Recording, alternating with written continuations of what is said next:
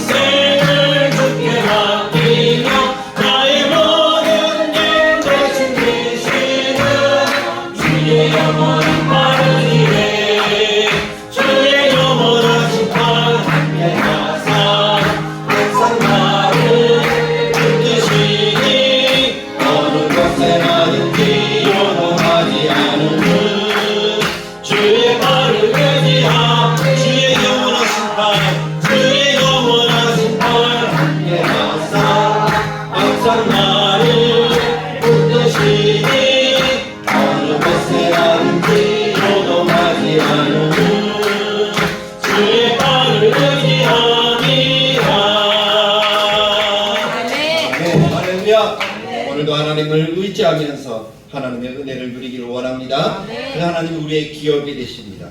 우리의 미래가 되시고 우리의 영혼이 되십니다. 우리와 함께 하십니다. 나의 영원하신 기업 생명보다 귀하다. 찬양드리겠습니다.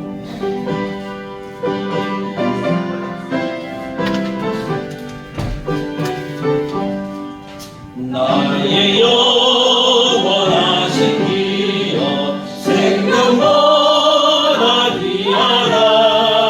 나의 갈 길 나가도록 나와 동행 하소서. 주께로 나가리 주께로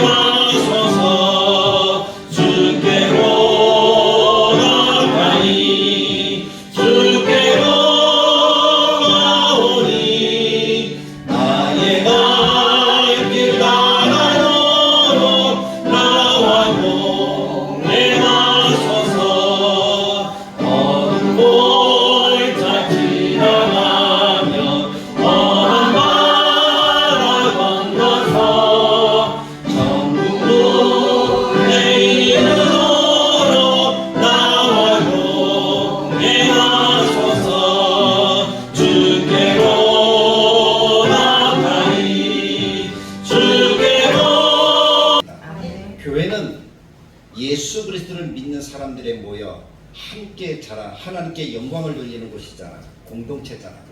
그 교회가 하나님을 바라보지만 우리가 하나님을 온전하게 하나 되어 바라볼 때에 하나님은 큰 은혜와 복을 우리들에게 더하셔서 주변에 있는 수많은 사람들로 칭송을 받게 하시는 줄 믿습니다. 아멘. 그래서 다대로 교회가 주변에 있는 많은 사람들에게 칭송을 받는 교회가 되도록 아멘. 우리 성도님들이 더 한 마음이 되어서 기도하고 하나님을 바라보면서 믿음으로 달려가는 그러한 삶이 되기를 간절하게 축복합니다. 아멘. 오늘 우리는 다니엘서 말씀을 읽었습니다. 다니엘서 말씀을 통해서 다니엘을 통해 배우는 기도라는 제목으로 어떻게 보면 기도 하나를 얘기하는 것 같지만 신앙생활 전반을 얘기하고 싶어요. 다니엘을 통해서 배우는 신앙의 삶의 모습을 우리가 오늘 같이 나누고자 합니다. 우리는 지난주에 말씀을 함께 보았습니다. 그러면서 우리는 마태복음 말씀을 통해서 함께 합심하여 라는 단어의 중요성을 함께 살펴보았던 기억이 납니다. 기억되십니까? 우리가 함께 해야 됩니다. 그것도 하나님이 말씀하시기를 두세 사람이 함께 할 때 누가 우리 가운데 임하신다?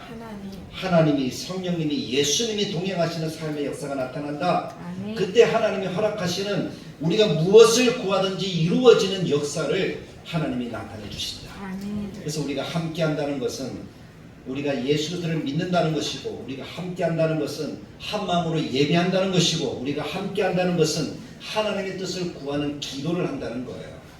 함께 한다고 할 때 그냥 둘이 모여서 즐겁고 행복하게 노는 것이 아니라 하나님이 함께 하시는 곳에서 예배하고 기도를 통해서 하나님의 역사를 이루어가는 것, 그것이 함께 하라는 말의 의미다라는 사실을 우리가 잊지 않기를 간절하게 축복합니다. 그래서 저는 다대로 교회가 무슨 일이 있어도 주님이 오실 때까지 우리는 서로 어떻게 하는 교회가 되어져야 되는 거예요? 함께 하는 교회가 되어져야 되는 거예요. 그렇게 함께 해야지 하나님의 역사가 나타나지, 나는 내 생각, 당신은 당신의 생각, 또 누구는 누구 생각, 뿔뿔이 자기 생각대로 살아가면 그것은 함께 하는 교회의 모습도 될 수가 없을 뿐만 아니라 하나님의 은혜도 하나님의 역사도 큰 일도 이룰 수가 없다는 사실. 우리가 잘 알잖아요. 아무리 연약한 사람들이 모여있다 할지라도 그들이 함께하면 하나님 그 놀라운 힘을 발휘합니다. 사자가 동물들을 잡아먹잖아요. 그 사자는 정글의 왕이잖아요. 근데 이 사자가 어떻게 자기보다 약한 동물을 잡아먹는가 하면 이렇게 뭉쳐있는 동물들을 공격할까요? 공격하지 않을까요? 절대 공격하지 않습니다. 왜냐하면 뭉쳐있는 동물들을 공격했다가 자기의 목숨 위태롭다는 사실을 알거든요. 그래서 어떤 동물만을 다 타겟으로 잡죠? 홀로 떨어져 있는 한 마리. 그것을 타겟으로 잡아요. 그러니까 우리가 약해도 우리가 함께하고 있으면 세상에 그 어떤 것들도 우리를 어떻게 할 수가 없습니까? 우리를 해할 수가 없어요. 해칠 수가 없어요. 근데 우리가 나 혼자다, 나는 외롭다, 아니면 나 혼자다, 그 말은 나밖에 없다, 내가 최고다, 그런 마음으로 살아간다면 그 사람은 결국 어떻게 될까요? 지금은 평안할지 모르지만, 지금은 어떤 방해가 없을지도 모르지만 나중에는 어떻게 되죠? 사나운 짐승의 먹잇감이 될 수밖에 없다는 거예요. 그래서 우리는 예수 그리스도를 통해서 구원받은 하나님의 백성으로서 오늘 우리가 이 자리에 앉아 있다면 분명하게 기억해야 될 것은 우리의 연약한 가운데 있을 때, 우리의 죄악 가운데 있을 때, 우리는 아무 소망이 없는 가운데 있을 때 하나님이 우리를 구원하셔서 예수 그리스도라는 나무에 접붙여 주셨다는 거예요. 그래서 오늘 우리가 그 은혜를 인하여서 마음속에 평화를 누리고 그 은혜를 인하여서 우리가 예배하면서 이 땅 가운데 아름다운 행복한 삶을 그래도 그나마 살아가고 있다는 것입니다. 그것이 하나님의 은혜죠. 그래서 그것이 하나님의 은혜인 줄 알기에 우리는 하나님을 더 어떻게 합니까? 더 믿음으로 바라보잖아요. 하나님을 믿잖아요. 하나님을 소망하잖아요. 그래서 주일만 되어지면 우리는 다른 일 다 하다가도 어떻게 하는 거예요? 하나님께 나와서 예배하는 거죠. 목사가 기도하자 그러면 다른 일 다 바빠도 어떻게 하는 거예요? 시간을 내서 기도하러 나오는 거예요. 왜냐하면 그것이 누가 사는 비결이니까? 내가 사는 비결이니까. 내가 그렇게 붙어서 살 때에 하나님 그 속에서 무엇을 맺게 하십니까? 열매를 맺게 하시는 거예요. 그럼 하나님이 무엇을 보게 하시는가 하면 그 열매 맺는 교회를 보게 하시는 거예요. 저 교회 속에 있으니까 사람들이 어떻다는 거예요? 삶을 살아갈 때 열매를 맺는구나, 행복하구나, 기뻐하는구나, 일이 잘 되는구나 하는 것들을 보면서 나도 어떻게 해야 되겠다? 교회에 붙어야 되겠다 하는 그런 마음을 품을 수 있도록 된다는 것이죠. 그래서 우리가 그런 삶들을 살아가고 그런 삶들을 나타내려면 더더욱 어떻게 해야 된다는 거예요? 함께 하나님 허락하신 은혜의 자리에 있어야 된다는 거예요. 그 속에 붙어 있어야 된다는 거예요. 꽃이 아무리 예뻐도, 꽃이 아무리 아름답고, 꽃이 아무리 향기가 좋아도 꺾여지고 나면 그 다음부터는 그 꽃은 죽은 꽃이에요. 시들시들해서다가 결국 말라 비틀어져서 생명력도 향기가 아닌 정말 나쁜 냄새가 나는 그런 존재가 될 수밖에 없다는 것이죠. 그래서 우리가 기억해야 된다는 거예요. 그래서 우리가 지난주에 말씀을 본 것은 어떻게 하자는 거예요? 함께하자. 하나님과 함께하자. 하나님은 은혜 가운데 함께 있자. 우리가 합심해야 된다 하는 그 내용을 가지고 하나님의 은혜를 나누었다는 것입니다. 그럼 오늘은 그 함께하는 사람들이 정말 신앙생활을 어떻게 살아가야 되는가, 무엇이 우리 인생에서 중요한가, 내가 어떤 사람으로 살아가야 하는가 하는 것에 대해서 여러분들과 함께 은혜를 나누면서 하나님의 뜻을 우리의 가슴속에 새기는 그러한 시간이 되기를 원하는 것입니다. 오늘 우리는 다니엘이라는 한 사람을 만납니다. 다니엘은 정말 대단한 사람이라고 저는 생각해요. 근데 그 대단한 사람이 될 수 있었던 이유는 다윗과 같은 중심이었다는 거예요. 그러니까 다니엘의 중심과 다윗의 중심이 다르지 않다는 거예요. 시대만 다릅니다. 근데 다니엘이나 다윗이나 그가 살았던 삶의 환경은 제가 느끼기에는 우리들이 살아가는 환경보다 훨씬 더 어땠을까요? 좋았을까요? 안 좋았을까요? 안 좋았다는 거예요. 훨씬 좋은 환경에서 그렇게 삶을 살았다, 그런 영광가 나타났다 한다면 사실 우리는 할 말이 있죠. 우리도 그런 좋은 환경 줘보세요. 우리도 그렇게 하는 거 할 수 있을 것 아니에요. 그런데 다윗이나 다니엘은 그 삶의 환경이 어땠습니까? 더 좋았습니까? 아니면 더 형편없었습니까? 더 형편없었잖아요. 사랑하는 성도 여러분, 지금 우리가 살아가는 이 21세기 현대라는 이 시간은요, 과거에 비해서 얼마나 발전하고 얼마나 편리해졌는지 모릅니다. 제가 어릴 때만 해도 그렇잖아요. 학교를 다니고 무엇을 하려고 하면은 있는 것보다 없는 게 더 많았잖아요. 그리고 뭐 어디를 이동한다고 해도 그 이동하는 시간들이 어땠습니까? 지금보다 훨씬 길었어요. 그리고 불편했어요. 차도 없었고, 버스가 있긴 하지만 그 버스가 제대로 뭐 에어컨이 나온다든지 그런 것도 없었잖아요. 한여름에도 창문을 열고 달려야 됐으니까 불편하기가 정말 이루 말할 수가 없었어요. 근데 지금 우리는 어때요? 그런 불편함, 조금만 불편해도 어때요? 우리는 아우성 쳐요. 옛날 비교해보면 아우성 칩니까 안 칩니까? 다 같이 더운데요, 다 같이 어려운데요, 뭐 아무도 원망하고 불평하지 않더라고요. 차 있으면 그것으로 감사하는 거예요. 그때가 과거의 모습이었어요. 근데 현대는요, 다 주셨어요. 다 누려요. 근데 사람들의 마음속에 다 누림에도 불구하고 무엇이 없어요? 무엇이 빠졌어요? 감사가 없어요. 감사가 빠졌어요. 그리고 조금만 불편하면 뭐예요? 원망하고 불평하고 달라고 소리쳐요. 왜 안 주느냐? 그러면은 과거에 비해서 지금이 더 나아졌는데 우리들의 마음은 더 어때진 것 같습니까? 더 강팍해졌고 더 안 좋아졌어요. 신앙적으로도 더 게을러졌어요. 어떤 분이 그러더라고요. 한국 교회가 이대로 가면 안 된다는 거예요. 젊은이들이 이대로 가면 안 된다는 거예요. 사람들이 교회를 선택하는 기준이 뭔가 하면 어떤 교회를 선택한다 그래요?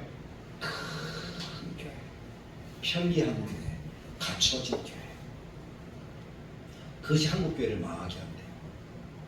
한국 교회 숫자는 많이 줄었어요. 1200만에서 1000만에서 한 600만, 700만까지 줄었어요.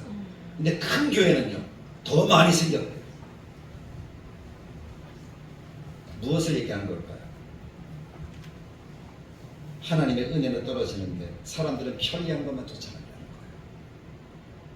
그러다 보면 결국에는 남는 것이 뭐가 있다는 거죠? 감사는 없고 원망과 불평밖에 없다는 거예요.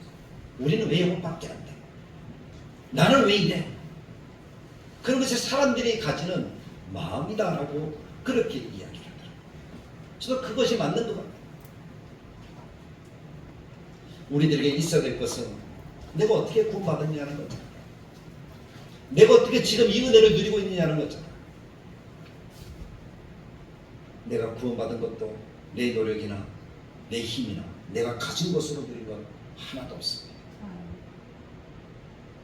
오직 하나님의 은혜요, 예수 그리스도의 십자가의 그 사랑, 그것 때문에 내가 구원받은 줄 믿습니다. 아멘. 내가 복을 받은 것도 무엇 때문입니까? 하나님이 내게 이 은혜를 주셨기 때문에 내가 복을 받고 있다라고 저는 분명하게 믿습니다. 아멘. 하나님이 주지 않으셨으면 사실 우리는 아무것도 누릴 수가 없잖아요. 지금도 세상에는 힘들고 어려운 사람들이 얼마나 많은지 몰라요. 우리나라의 1950년대, 60년대 같은 모습으로 살아가는 사람들이 이 땅에 또 얼마나 많은지 몰라요. 사실 우리나라도 시골 구석에 들어가면 어떨까요? 거기 여전히 힘들잖아요. 내 차가 없으면 하루에 버스가 4번 아니면 3번 아니면 2번밖에 다니지 않아요. 그런 곳이 아직도 우리나라에 있을까요? 없을까요? 있어요. 근데 그곳에 가서 사람들을 만나면 사람들이 여유가 있어요. 감사가 있어요. 제가 한 번씩 가면 아이고 손을 잡고 고맙다고 그래요. 와줘서 고맙다. 근데 우리는 어때요? 누가 오면 불편해요. 옛날에는 집에서 음식도 먹고 이렇게 하는 걸 좋아했는데 요새는요, 그렇지 않아요. 불편해요. 손님이 와도 어디서 만나요? 바깥에서 만나요. 그게 우리들의 모습이에요. 그런 편리함 속에 살아가지만 우리들의 삶은 더 강팍해지고 힘들어지고 마음은 더 다뎌지고 무뎌졌어요. 근데 그것이 신앙의 모습에도 나타나더라는 거죠. 조금 잘 되는 것 같으면 사람들의 신앙은 어떻게 해요? 더 부흥하고 더 갈망하고 더 소망해야 되는데 오히려 그 반대가 나타나더라고요. 더 안 해요. 하나님이 그런 모습을 보면서 얼마나 안타까우실까요? 그래서 저는 그렇게 생각합니다. 이 세계 교회 역사 속에 하나님이 고통을 주신 것은 바로 그 이유 때문이 아닐까. 다윗이 고통 속에 하나님을 갈망했습니다. 그 마음이 그에게 평강을 주실 때도 하나님이 그렇게 성경에서 다윗을 평가합니다. 우리아의 일 외에는 그가 하나님께 범죄하지 않았다.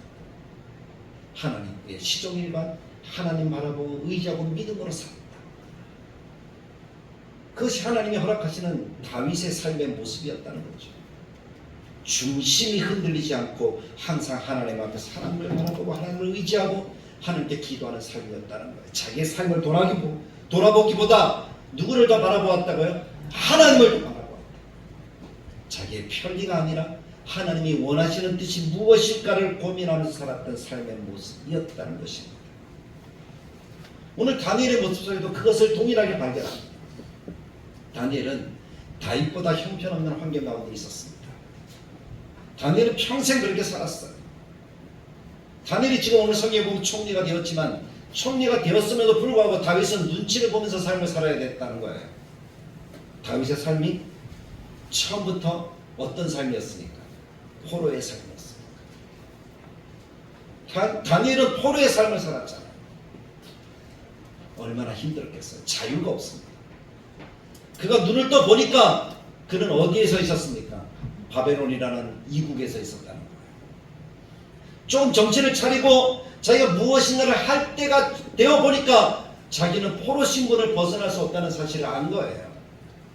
비록 자기가 왕궁에서 뽑혀서 공부를 하고 있지만 자기는 여전히 포로였고 자유가 없고 주는 대로 가르치는 대로 먹이는 대로 그렇게 살아가는 것이 다니엘 자기의 삶이었다는 사실을 다니엘은 알았다는 것입니다.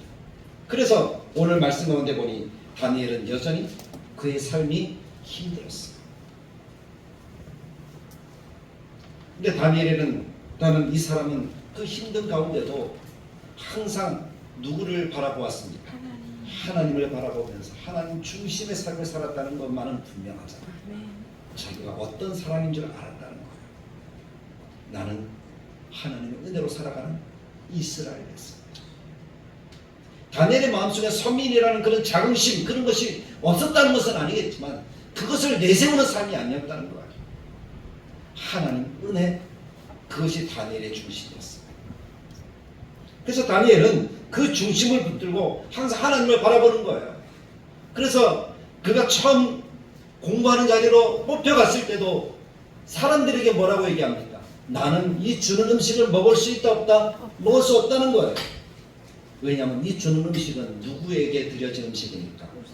당시 바벨론 사회에서는 왕궁에서 음식을 먹는 사람들은 왕이 믿는 신이나 왕이 신이라는 사실을 고백하고 그 주는 음식을 먹는 거예요. 같이 섬기는 거예요. 그래서 이 음식을 먹을 때는 왕을 신으로, 또 왕이 믿는 신이 최고의 신이라는 사실을 고백하면서 먹는 겁니다. 제3식이라는 거예요. 근데 다니엘의 마음속에는 누가 왕입니까? 하나님이 왕이시잖아요. 하나님과 바라보잖아요. 이스라엘이 왜 멸망했습니까? 다니엘 시대는 북이스라엘과 남유다도 다 어떻게 된 시대입니까? 하나님을 믿지 않고 우상을 숭배해서 불순종과 불신앙으로 결국 나라가 망하였던 시기잖아요. 모든 사람들이 다 포로로 잡혀갔던 그런 시기잖아요. 그 이유가 하나님을 믿지 않았기 때문에. 그들이 선민이라는 자긍심만 있고 하나님을 제대로 믿지 않으니까 결국 그들이 망하게 되었다는 거예요. 우리가 예수 믿는다, 예수 믿는다, 그것 때문에 우리가 아무것도 안 해도 된다, 그런 마음으로 살아간다면 우리도 결국 망하게 될 겁니다. 예수 믿는다는 것은 은혜예요. 아멘. 하나님의 특별한 사랑이에요. 하나님의 택하심이에요. 아멘. 내 노력도 아니고 내 능력도 아니고 내가 가진 것도 아니에요. 아멘. 하나님이 누구에게 주시든지 줄 수 있는 것을 누구에게 주셨다는 거예요. 나에게 주셨다는 거예요. 아멘. 내가 그것을 받아들였다는 것이 얼마나 큰 소망입니까? 미래가 있잖아요. 하늘이 있잖아요. 아멘. 내일이 있잖아요. 아멘. 세상에 많은 사람들이 있지만 그 사람들에게 내일이 없습니다. 다음이 없어요. 죽음이 끝이에요. 그러나 우리는 영원히 있는 줄 믿습니다. 아멘. 그것이 하나님의 은혜잖아요. 그 은혜를 받았다는 사실을 다니엘은 기억하는 거예요. 그래서 하나님만 바라보는 거죠. 아무리 높은 바벨론의 왕이 있다고 할지라도. 그때 당시 세계 최고의 권력자는 누굽니까? 느부갓네살이잖아요. 그 사람이 최고의 왕이잖아요. 전체를 다스리는데 지금 미국이라는 나라가 몇 개 주를 가지고 있습니까? 52개 주 가지고 있잖아요. 근데 바벨론과 비교하면 비교도 안 돼요. 바벨론의 느부갓네살은 몇 도를 다스려요? 127도를 다스려요. 아마 최고의 왕이죠. 그럼 사람들이 누구를 정말 신처럼 섬겨야 됩니까? 그렇죠. 느부갓네살. 예수님 당시에는 누가 최고의 신처럼 섬겨졌어요? 누가 최고의 신처럼 섬겨졌죠? 로마 교황. 바로 자기가 신이라고 했잖아요. 사람들이 그렇게 섬기지 않으면 살아갈 수가 없어요. 그리고 환경 속에 있다면 우리도 핑계를 낼 수가 있지요. 아니 그렇게 안 하면 죽잖아요. 죽으면 끝이잖아요.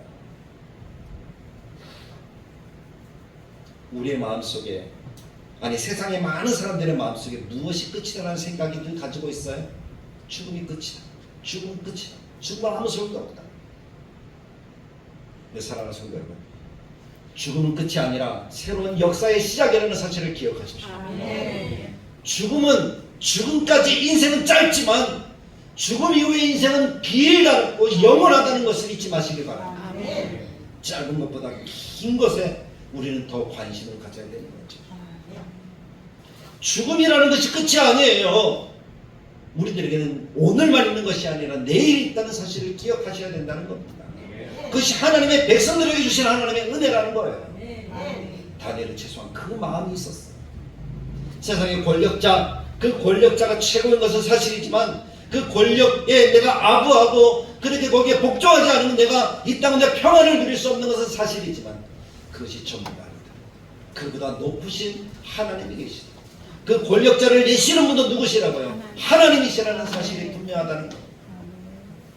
그럼 나는 그 권력자가 아니라 그 권력을 내시는 하나님을 믿어야 한다는 겁니다. 그것이 다니엘의 신앙.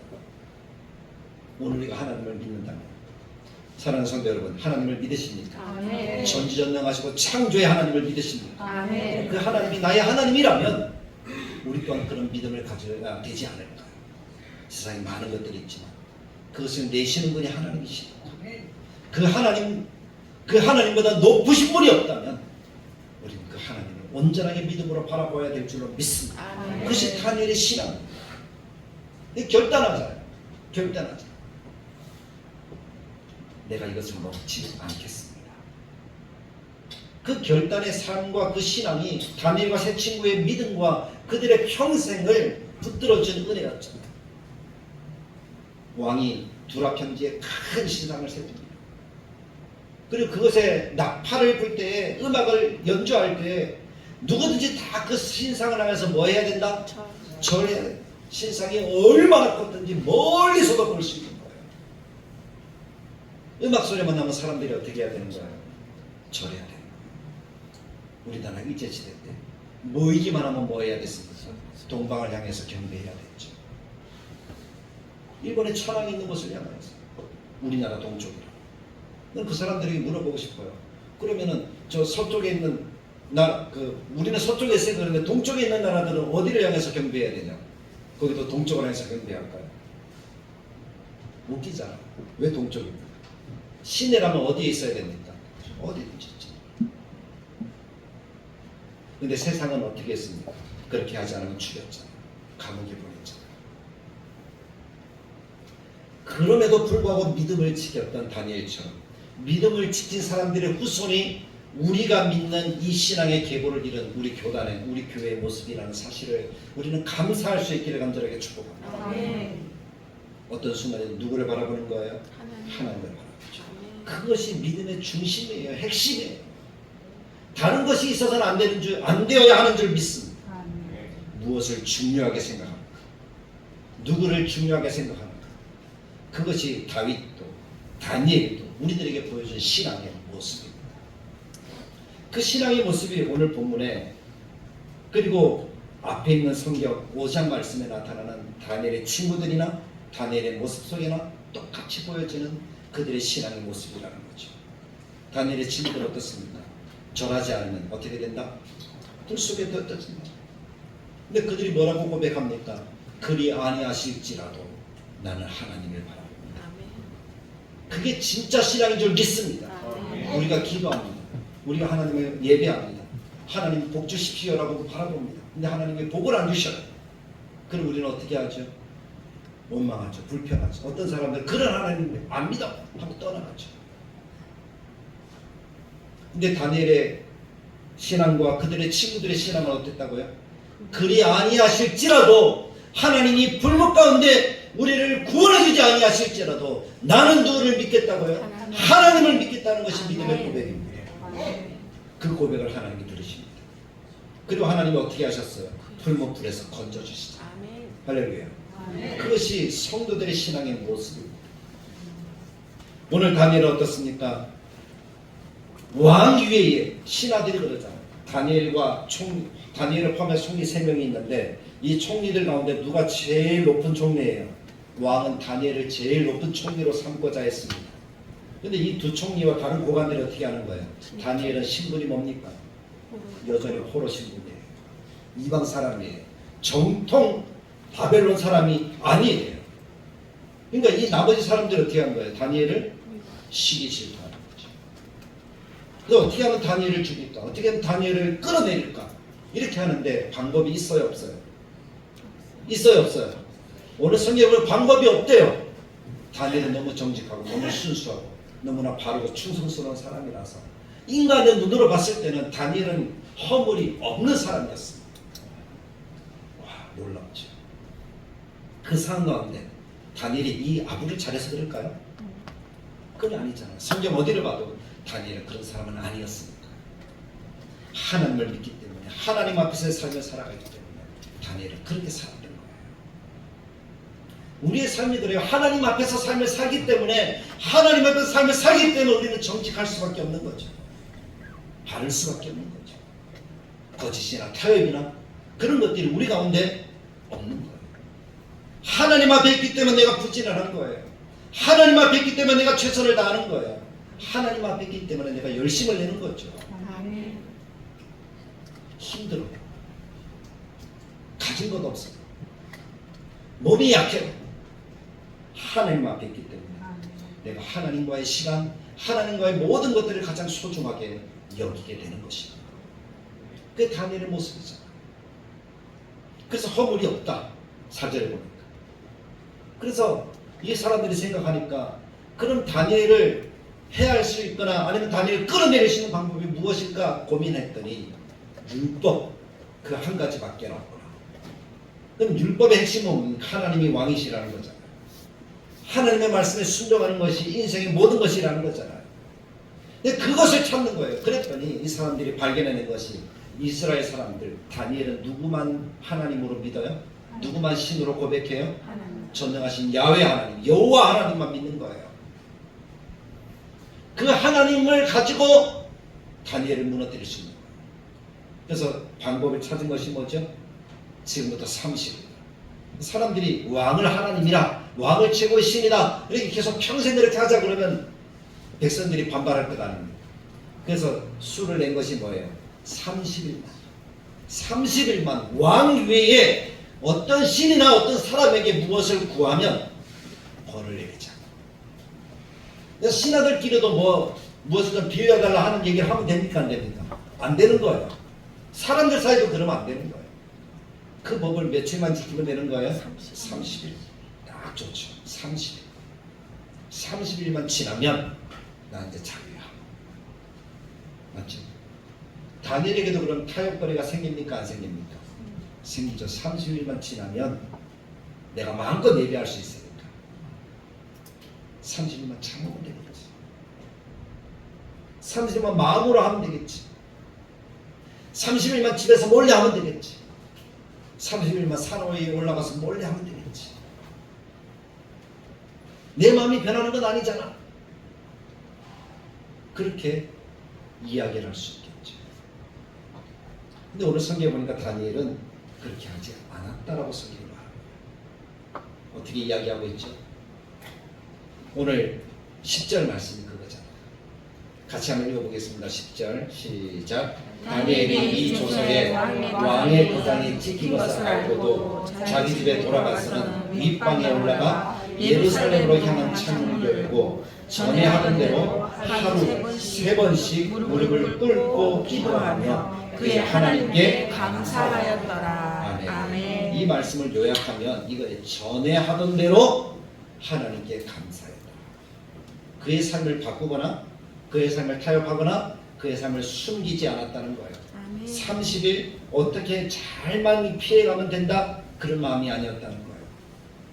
하나님이 최고고 하나님만이 유일한 신앙이고 하나님만이 유일한 신이셨기 때문에 다니엘은 그것을 바꿀 필요도 또 바꿔야 한다는 생각도 내지 않았다는 겁니다. 평소에 하던 대로, 전에 하던 대로. 우리 다들 모든 성도들이 그런 신앙이 우리가 가진 신앙이 되기를 간절하게 축복합니다. 근데 전에 하던 대로, 전에 우리는 어떻게 했습니까? 이 말 그대로 이렇게 하면 안 되겠죠. 전에 잘 못해놓고 전에 하던 대로 하면 끝까지 잘 못하는 거잖아요. 근데 우리는 어떻게 해야 되죠? 하나님이 원하시는 대로, 아멘. 하나님이 기뻐하시는 대로, 하나님이 우리에게 바라시는 대로 우리들의 삶을 바꿔야 된다는 거예요. 그리고 우리들이 이 시대를 살아가면서 하나님이 우리들에게 원하시는 것이 무엇일까요? 그것이 신앙이거든요. 기도를 저번에 한번 가르쳐 드렸잖아요. 기도는 내 마음의 소원을 아뢰는 겁니까? 누구의 뜻을 물어보는 겁니까? 하나님의 뜻을 물어보는 것이 기도라 그랬습니다. 나의 계획이 있어요. 하나님. 그럼 하나님의 뜻에 이 계획이 맞습니까? 물어보는 거예요. 하나님이 아니다라고 그러면 어떻게 해야 되죠? 우리는 그 일을 하면 안 돼요. 하나님이 맞다 그래야지 그 일을 하는 거예요. 사업을 하든 누구를 만나든 마찬가지입니다. 하나님의 뜻을 묻는 것이 기도. 우리가 드리는 예배도 그럼 누가 원하시는 방법으로 예배를 드리는 거예요. 하나님이 원하시는 방법. 성경에 있는 구약의 제사의 방법으로 예배를 드린다면 사람들은 그렇게 주장하는 사람들이 있잖아요. 구약의 방법으로 예배를 드려야지. 그게 예배지. 하나님이 가르쳐준 거잖아. 지금도 그래야 되잖아. 그렇게 한다 그러면 우리는 예배를 제대로 드릴 수가 있을까요? 없을까요? 우리는 지금 농경 그런 양을 치는 목축의 환경이 아니잖아요. 그럼 우리는 양이나 이런 것들을 다 구할 수 있습니까? 없습니까? 없잖아. 근데 예수님이 말씀하신 것은 뭡니까? 율법을 완성했고 우리의 예배의 날 또한 우리는 어떤 날로 지키는 거예요? 예수님의 부활하신 날을 기념해서 우리가 모였다. 새로운 시작, 새로운 생명의 시작이라는 거죠. 그럼 이 시대에 맞는 하나님의 방식, 모습이 있을 거예요. 우리가 지금 예배 드리는 것도 그것을 우리가 생각하면서 예배를 드리는 거예요. 그래서 우리의 예배 모습이 나온 것이고 그렇게 예배를 드리는 거죠. 그러면서 강조하는 것이 뭡니까? 우리의 마음의 중심, 변함없는 중심. 예배도 그렇고 기도도 그렇고 그리고 그 하나님이 원하시는 삶의 방법에 우리들을 맞춰가는 것이 우리가 다니엘의 모습을 통해서 배우는 삶의 모습인 줄 믿습니다. 아멘. 하루 3번씩. 우리도 하루 3번씩 기도해야지. 이렇게 이야기하는 사람이 있는데 왜 3번만 해야 됩니까? 예수님은 7번씩 7번 그렇게 이야기하셨잖아요. 물론 그것은 누구를 용서해주는 사랑의 개념이긴 하죠. 그럼 더 많이 들을수록 더 좋은 것 아닙니까? 그럼 이슬람 사람들은 몇 번 하루에 기도하는지 아십니까? 하루에 이슬람 사람들은 몇 번 기도할까요? 그 전에 여러분들은 몇 번 기도하십니까? 새벽 기도 밤에 자기 전에 낮에는 안 하고 아니 아침 저녁 밥 먹고 그럴 때 기도하십니까? 그럼 새벽 밤에 자기 전에 아침 저녁 5번. 근데 이제 5번 기도할 때 3번은 밥 먹을 때 하는 기도니까 그거 뭐 별로 하는 건 아닌가 빼더라 2번밖에 못 하는 건데. 그런데 이슬람 사람들은 하루에 정말 정성껏 기도하는 시간이 몇 번인지 아십니까? 음악만 쫙 울리면 그들이 기도하는데 하루 5번 기도. 쉬는 날이 없어요. 계속 그렇게 기도. 그럼 많이 하면 많이 할수록 좋으니까 5번 하는 사람들은 우리 더 해야 되잖아. 예를 들자면 숫자에 매이는 것이 아니라 우리의 중심이 항상 예수님이 뭐라고 말씀하십니까? 우리가 말씀을 대사로 말씀하대로 항상 기뻐하라 쉬지 말고 기도하라. 그럼 우리는 쉬지 않고 기도하면 돼요. 쉬지 않고 기도하는 방법은 뭘까요? 항상 하나님을 떠올리면서 살아가는 거예요. 일하면서도 설거지하면서도 누가 항상 내 옆에 있다?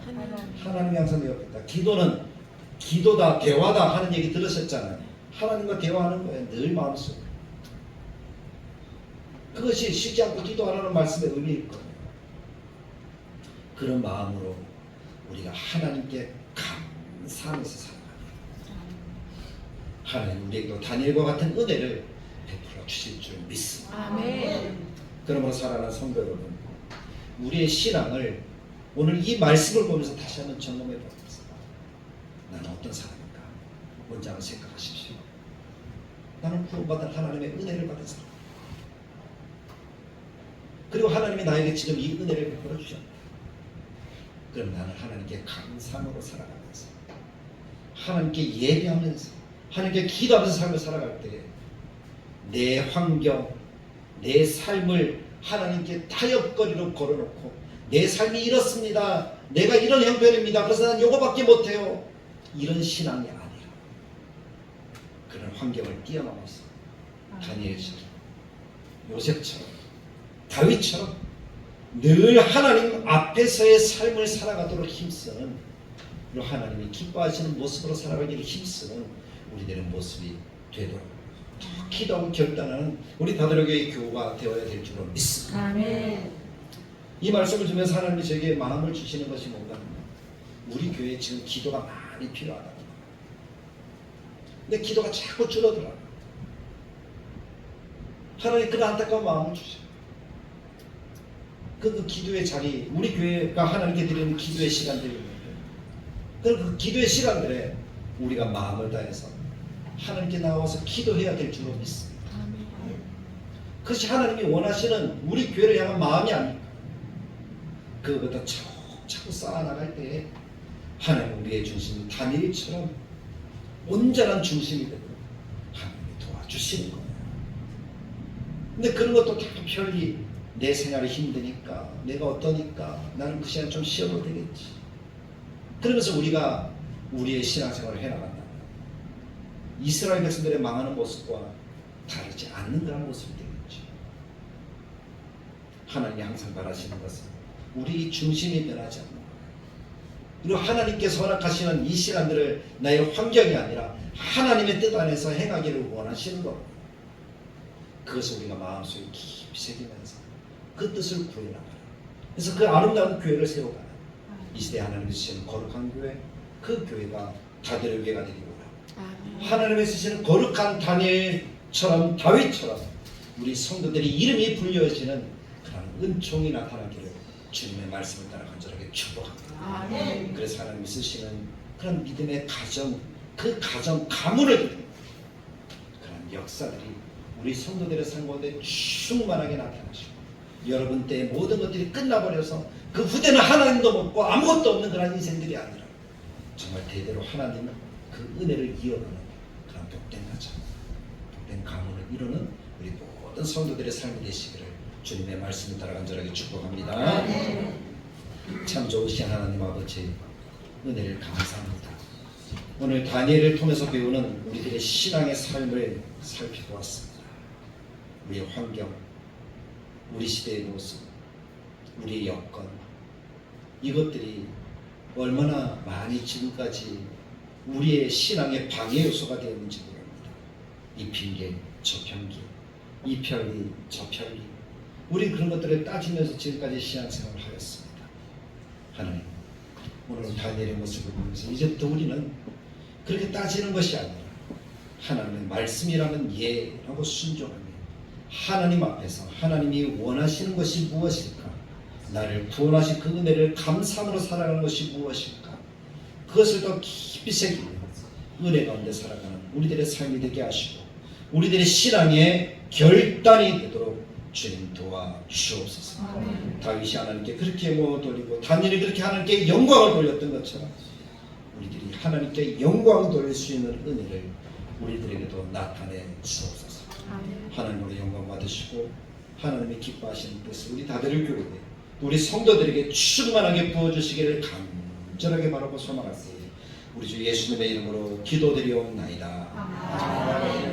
이제는 우리 주 예수 그리스도의 은혜와 하나님의 사랑과 성령님의 감동 축복하시는 역사가 하나님 앞에서 하나님이 기뻐하시는 삶의 모습을 다니엘처럼 살아가기를 원하는 하나님의 백성들 머리머리 위에 다들 교회 위에 영원토록 함께 계실지어다. 아멘.